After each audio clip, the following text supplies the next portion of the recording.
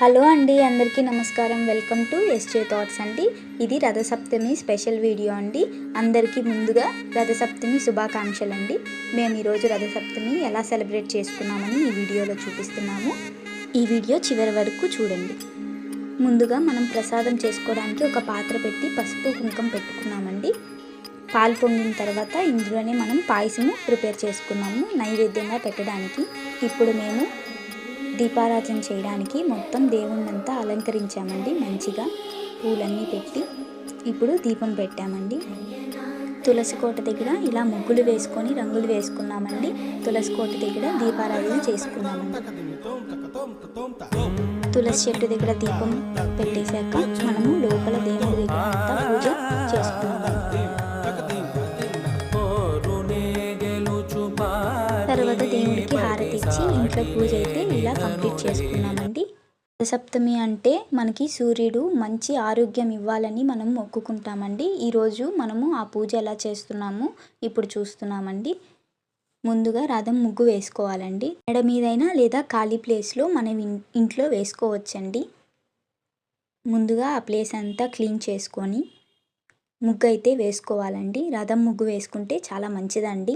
మామూలు ముగ్గు అయినా వేసుకోవచ్చు. మనమైతే రథం ముగ్గు వేస్తున్నామండి. రథానికి జెండా అయితే వేయాలండి. సూర్య భగవానుడి ఒక జెండా వేయాలి. అలాగే రథం మధ్యలో సూర్యుడి యొక్క రూపం వేసుకుంటే చాలా మంచి జరుగుతుందండి మనకి.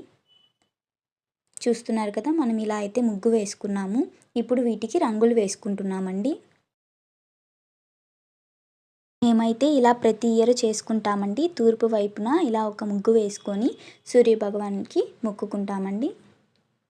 ముగ్గంతా కంప్లీట్ అయిన తర్వాత ఇలా ఉందండి. ఇప్పుడు రథం ముగ్గులో మనం కొంచెం పసుపు కుంకుమ పెడితే అందమే మారిపోతుందండి. పూలతో అలంకరించుకుంటున్నాము ముగ్గుని. మనం ముందుగా చేసుకున్న నైవేద్యం అలాగే పూలు, పళ్ళు, టెంకాయ, ఆకు, వక్క అన్నీ తీసుకున్నామండి. పూజకు కావాల్సిన సామాన్లు.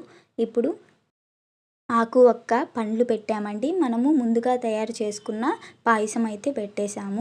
ఇంకైతే పూజ స్టార్ట్ చేసేసామండి. ముందుగా కర్పూరం వెలిగించుకొని ధూప్స్ వెలిగించేసిన తర్వాత టెంకాయ అయితే కొట్టాము.